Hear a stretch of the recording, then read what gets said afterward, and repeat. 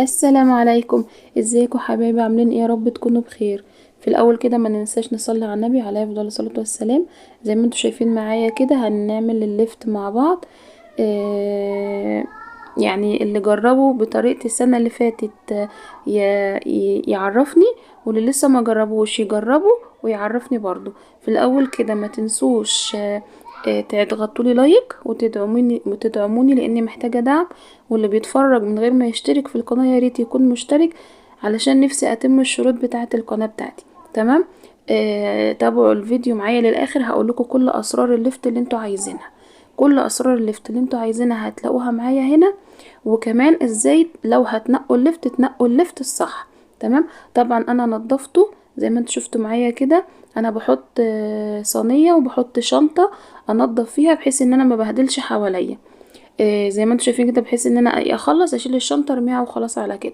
انا بشيل الحته اللي تحت اللي هي تعتبر الجدر اللي تحت دي، والعروق بتاعته اللي هي الخضرة اللي فوق دي باخد منها الحلو، لان انا بحبه بيبقى طعمه حلو قوي في المخلل وكده. بيبقى حلو فباخد منه كام واحدة كده حلوين. تمام. وبشيل اللي هي الجدر دي، واي حاجة بقى مش عاجباني فيها بشيلها. طبعا نضفته كله زي ما انتوا شايفين كده. انا الكمية اللي كانت معايا دي كانت 6 كيلو، كل شنطة فيها 3 كيلو. غسلته كويس جدا، مسكت كل واحدة غسلتها. غسلت واحدة واحدة، والعروق الخضرة دي كمان غسلتها. وما استكفتش بكده كمان، نقعتهم في الطبق بمية على لما اخلص بقى كل اللي ورايا وكده، بحيث ان هو ينزل كل اللي فيه لو فيه طينة ما شفتهاش او حاجة، علشان ابقى ضامنة ان هو مغسول كويس جدا. تمام. زي ما شفتوا معايا كده، بقول لكم انا نقعته لحد ما خلصت بقى الغدا وغسيل المواعين والكلام ده كله. قلت بقى ايه اعمله بقى ايه مع نفسي. طبعا انا صفيته كويس جدا، او زي ما انتوا شايفين بعد ما مسكت واحده واحده تانية غسلتها.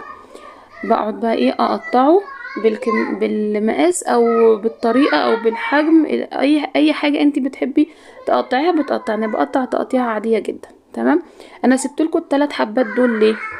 انا سبت لكم الثلاث حبات دول لسبب. تمام. ايه هو السبب بقى؟ هوريكم ازاي ننقي اللفت صح لو هنقيه. شايفين اللي في ايدي دي؟ اللي في ايدي دي تقيله. حبايه اللفت اللي انتوا شايفينها معايا دي تقيله. تمام. تقيله، ولما تضغطي عليها من النص كده هتلاقيها ناشفه. دي كده 100 100. دي كده اللفت الصح. دي كده حبايه اللفت الصح. تمام. ادي اول واحده. طيب تعالوا دي خفيفه. بقول لكم دي خفيفه وتضغطي عليها طريه. شايفه؟ يعني بتضغطي عليها من النص، دي طريه. تمام. تعالوا برضو كان حاتم بيوريها لكم معايا دي اهي. اهي دي ولا تقيله ولا خفيفه. يعني دي ولا تقيله ولا خفيفه، دي نص نص. تمام. طيب ايه احلى واحده فيهم؟ احلى واحده فيهم التقيله. ما تيجي تنقي لفت، لو انت هتنقيه تنقي التقيله، ما تنقيش الخفيفه ولا الوسط. تعالوا بقى هوريكم واحده واحده. اللي في النص دي اهو، بصوا دي اللي قدامكم دي كانت الناشفه. التقيله قصدي، تلاقيها ناشفه كده وتلاقيها جميله وحلوه. دي جميله جدا زي ما انتوا شفتوا معايا اهي. ماشي. اللي في النص دي اللي كانت الخفيفة. الخفيفة اللي كان نصها بتاعها طري. تبقى بصوا عاملة اسمها ايه، مفتلة، مش عارفة يعني، بتبقى عاملة زي السفنجة. عاملة زي السفنجة بالظبط. دي كانت الوسط. تمام. يعني الوسط حلوة، اللي هي لا تقيلة ولا خفيفة. التقيلة حلوة، الخفيفة مش حلوة زي ما انتوا شايفين، بتبقى شيخة. احنا بنسميها عندنا دي شيخة كده. دي شيخة ما بتبقاش حلوة ولا في التخليل ولا اي حاجة. تمام. فده سر من اسرار اللفت. لو انت عندك امكانية ان انت تنقي اللفت واحدة واحدة، نقي التقيلة، ما تنقيش الخفيفة. الخفيفة زي ما انتوا شايفين معايا كده اهي، بتبقى عاملة زي السفنجة بالظبط اهي. تبقى عاملة زي السفنجة كده وملهاش ريحة اللازمة. يعني انا اللي انتوا شايفين معايا دول انا رميتهم. تمام.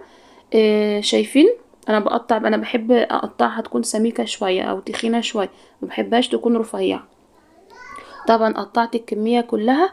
اخدت في حفاني زي ما انتوا شايفين معايا كده ملح، لان انا معايا 6 كيلو. لو انت عندك هتجيبي مثلا 3 كيلو او حاجة، حطي لكل كيلو معلقة ملح. حطي لكل كيلو معلقة ملح ورشيهم عليهم كده كويس جدا، وقلبيهم قلبيهم في قلب بعض. تمام. وغطيهم وسيبيهم لتاني يوم. اهو انا كده قلبتهم كويس جدا اهو، وهغطيهم وهسيبهم لتاني يوم. انا كنت بعمل ده بالليل، الكلام ده كان بالليل علشان اغطيه واسيبه اصبح الصبح اشتغل فيه. تمام. انا كده خلاص اهو قلبت تقلبي في الملح جدا جدا، وبعدين تغطيه وتركنيه. تعالي بقى هنا لتاني يوم. طبعا انا غليت المية دي، الحلة دي انا غلياها وسبتها تهدى شوية. شايفين بقى اللي انا كنت اقصده؟ شايفين الملح عمل ايه في اللفت؟ الملح خلى المية اللي في اللفت كلها نزلت. تمام. ولما المية بتنزل اللي في اللفت كله، لما بتيجي تخلليه اللفت بيفضل معاكي مقرمش لاخر واحدة، ما بيطراش، بيفضل لاخر واحدة معاكي مقرمش كده، وطعمه في منتهى الجمال. وطبعا بيكون اللفت شرب من الملح، فبيبقى طعمه اجمل واجمل. هنا انا زي ما قلت لكم انا بعمل بالبركة، او بالبركة، ومع التكرار انت بتعرفي المقدار بتاعك بالظبط. طبعا الفلفل الاحمر اللي ما استغناش عنه في اي مخللات. كنت عملته معاكم برضو قبل كده، بجيب الفلفل الاحمر سواء الشطة او الرومي، بس انا بحب الرومي اكتر، وبضربهم في الكبة بشوية ملح. تمام. ونسيتش البنجر برضو، كنت نسيت البنجر وافتكرته دلوقتي. انا بحب اقطع البنجر مع اللفت لان انا بحب اكل المخلل بتاع البنجر. تمام. وحطيت قشرتين في المية، وطبعا هيبقى لونه احمر بزيادة المرة دي عشان انا قطعت معاه كمية لفت ايه يعني مش قليلة، كام واحدة كده. والفلفل الاحمر زي ما قلت لكم بضربه في الكبة بشوية ملح، وطبعا المية. ومعايا هنا خل، الخل ده خام، ابقي ركزي معايا، الخل ده خام. انا حطيت كده شوية في الاول وقلت ادوقه عشان خاطر ما يبقاش الخل باين فيه قوي. بس انا احتاجت نص الكوبايه، يعني انت هتحطي من الازازه الخل العاديه نص كوبايه زي ما انا عملت كده. الملح طبعا انتوا عارفين برضو انا بحط كده بالبركه، لان انا بدوق الحاجه وما بحبش الحاجه تكون، ما بحبش المخللات لا تكون حادقه ولا تكون حراقه. تمام. بس علشان المقدار الصح بتحطي لكل كيلو من معلقتين لتلاتة ملح. لكل كيلو لفت من معلقتين لتلاتة ملح من معالق الاكل العادية، بس ما تكونيش مليها قوي عشان احنا كده كده حاطين ملح في اللفت نفسه. تمام. حطيت في كمية تمام قوي في الفيديو ده. حطيت الملح دلوقتي وحطيت الخل وبدوبه، بس انا عشان يعني انا كسلت بصراحه، كنت لسه بقى ايه هعاير بالمعلقه وكده، قلت لا انا هحط بالكيس مره واحده واقلب وخلاص. فانا بدوق الطعم اللي انا عايزاه. انا ما بحبش المخلل اللي قلت لكم لا يكون حادق ولا يكون حراق. بتحبيه حادق كتري الملح، بتحبيه حراق حطي الفلفل الاحمر الشطه، الفلفل الاحمر الشطه. انا بحب المخللات يكون فيها فلفل احمر، ما عندكيش فلفل احمر استغني عنه. ما بتحبيش الفلفل الاحمر استغني عنه، بس جربيه بالفلفل الاحمر ده بصراحة بيطلع معاكي احلى شوية مخلل في اي انواع المخللات كلها. تمام. انا هنا دوبت انا كنت دلوقتي بجيب ورق لورا، انا رحت اجيب ورق لورا، مش عارفة الكلام بيضيع مني، مش ما علينا. ما تنسوش اللايك اهم حاجة، واللي لسه ما اشتركش في القناة يشترك. ومحتاجة دعم ودعوة حلوة منكم، وتعليق حلو منكم تشجيعي. ومحتاجة دعوة منكم، يا رب يا رب تفرحوا. ويا رب اللي يكتب لي دعوة حلوة ويكتب لي تعليق حلو يفرح ويسمع خبر يفرحه في السنة الجديدة اللي احنا فيها دي، يا رب. معايا بقى اي علبة اي جردل مش هتفرق، اي حاجة عندك استخدمي. انا الموجود عندي بستخدمه بصراحة، ما بقفش على حاجة. كان عندي العلبة بتاعت الزبادي الكبيرة دي، انا بيبقوا موجودين عندي كتير فبخلل فيهم على طول. حطيت هنا فيها يعني مليتها ومليت برطمان صغير. شايفين المية بقى اللي نزلت من اللفت كله قد ايه؟ وديكوا شفتوا معايا وانا بقطع اللفت ما كانش فيه نقطة مية في الطبق، وكنت مصفية كويس جدا. دي المية اللي نزلت من اللفت كله. عبيتهم اهم زي ما انتوا شايفين بقى، زي ما انتوا شايفين معايا في العلبة دي، في اسمه ايه، في البرطمان الصغير ده. اي حاجة عندك استخدميها، مفيش حاجة بتقول لا. اللي هناك ده فلفل الوان، كان عندي كمية فلفل الوان فقلت ما اخد كمية في التلاجة والكمية التانية اقطعها واحطها في الفريزر. بصوا سبحان الله، المية اللي انا غليتها طلعت على قد اللي انت كنت شايفاه معايا في الحلة، طلعت على قد البرطمانين بالظبط، على قد اللفت بالظبط. طبعا اهو انا بظبط بس علشان لما اجي اقفل ما يوقعش مني. وقلبته تمام اهو بالفلفل الاحمر وكله تمام.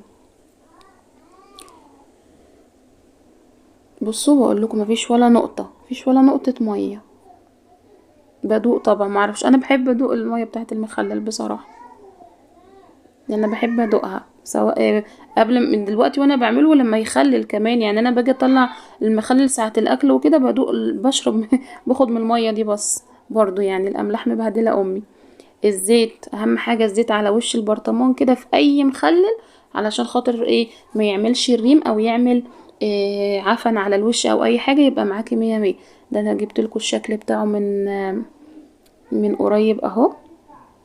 شايفين حاجة كده عسل عسل عسل، حاجات كده تفتح النفس. ما تنسوش اللايك. خلاص بقى انا طولت ليه كده، انتوا خلاص شفتوا. اه اللهم صل على النبي، شايفين شكله كده من قبل حتى ما يقول اي حاجة.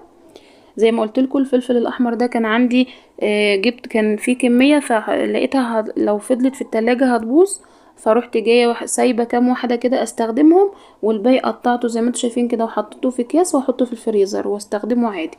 طبعا جبت كيس او شنطه اي حاجه، بروح جايه قطعاها وبروح جايه حطها على وش البرطمان كده وبقفل عليه. دي بتمنع يدخله اي هواء او اي حاجه عشان يفضل وشه كويس كده وما يبقاش فيه عليه ريم ولا اي حاجه، بيحفظه يعني الحركه دي بتحفظ اي حاجه، اي مخللات عندك بتحبوكي بيها الغطا، يعني بتحبوكي بيها الغطا. اي كيس او اي شنطه زي ما انتم شايفين كده بتظبطيها على قدها وتروحي جايه حاطه عليها الغطا، تفضل معاكي بقى مية مية، ولا يدخلها هوا ولا اي حاجه. شو انا هنا ظبطته على قده بالظبط زي ما انتم شايفين اهو، وغطيته وتمام بقى. ونركنه لحد ما يحدق كده بتاع اسبوع 10 ايام. هو ما بياخدش وقت، بس انا بحب الحاجة تاخد وقتها. يعني انا ممكن اقعد 10 ايام او 15 يوم ما افتحش عليه عادي، وقت ما احب افتح عليه. زي ما انتوا شايفين معايا كده اهو. والفلفل الالوان لو انتي عايزة تخزنيه في الفريزر بيبقى كويس جدا. واشوفكم في فيديو جديد ومع السلامة.